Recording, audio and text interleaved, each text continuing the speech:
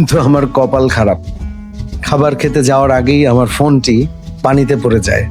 এবং মাছের খাবার, আসলে মাছ তো আর মোবাইল খায় না, তবে আমার মোবাইল ফোনটি যথেষ্ট পরিমাণ পানি খেয়েছে এবং পরবর্তীতে আমার খাবার গ্রহণের সময় ডোপামিন ও এন্ডোরফিন নামের হ্যাপি হরমোন রিলিজ হয়নি।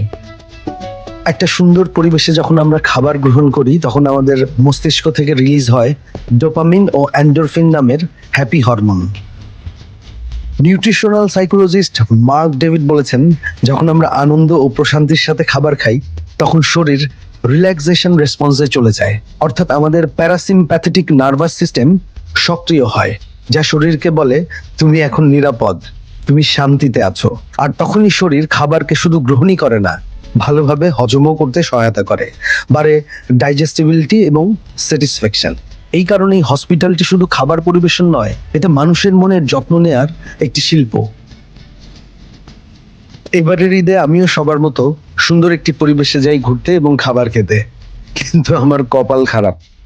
খাবার খেতে যাওয়ার আগেই আমার ফোনটি পানিতে পড়ে যায়।